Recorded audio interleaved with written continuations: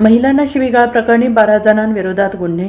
विटा पोलीस ठाण्याच्या हद्दीत एका दिवशी 2 वेगवेगळ्या गंभीर घटना समोर आलेल्या आहेत. आमदार सुहास बाबर यांच्या चुलत भावाच्या मारहाणीच्या घटनेचा राग मनात धरून संबंधित संशयिताच्या घरी जाऊन त्यांना धमकावणे, जातीवाचक शिवीगाळ करणे या प्रकरणी 12 जणांवर विटा पोलीस ठाण्यात 2 स्वतंत्र गुन्हे दाखल करण्यात आलेले आहेत. या दोन्ही गुन्ह्यामध्ये सौरभ बाबर, अप्पा प्रल्हाद बाबर, हेमंत बाबर, कुलदीप बाबर, मनोज बाबर, सोमा बाबर, आशुतोष बाबर, भूषण बाबर, विकी बाबर, रितेश जाधव, किशोर बाबर आणि अतुल बाबर या 12 जणांचा समावेश आहे. या पहिल्या घटनेत सुवर्णा रमेश सुरेश मेटकरी वय वर्ष 44 राहणार श्रीरामनगर मायनी रोड यांनी दिलेल्या फिर्यादीनुसार 29 जून रोजी रात्री 11:15च्या सुमारास बालाजी मेटकरी यांनी आमदार सुहास बाबर यांच्या चुलत भावाला मारहाण केली.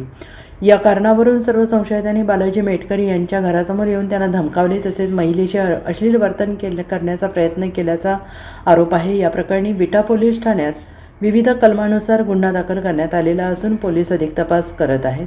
दुसऱ्या घटनेत मोनिका सागर सोनावले वय वर्ष 30 राहणार लीला प्राईड अपार्टमेंट विटा यांनी दिलेल्या फिर्यादीनुसार 29 जून रोजी रात्री 11च्या सुमारास वरील सर्व 12 संशयितांनी त्यांच्या फ्लॅटबाहेर येऊन त्यांचे पती सागर यांची चौकशी करत शिवीगाळ केली. तसेच त्यांना त्यांचे सासरे बबन सोनावले यांना जातीवाचक शब्द वापरून अपमानित केले. त्यांना जीवे मारण्याची धमकी दिली. या प्रकरणी ॲट्रॉसिटी कायद्यासह अन्य कलमानुसार विविध गुन्हे दाखल केलेले आहे. अधिक तपास सुरू आहे.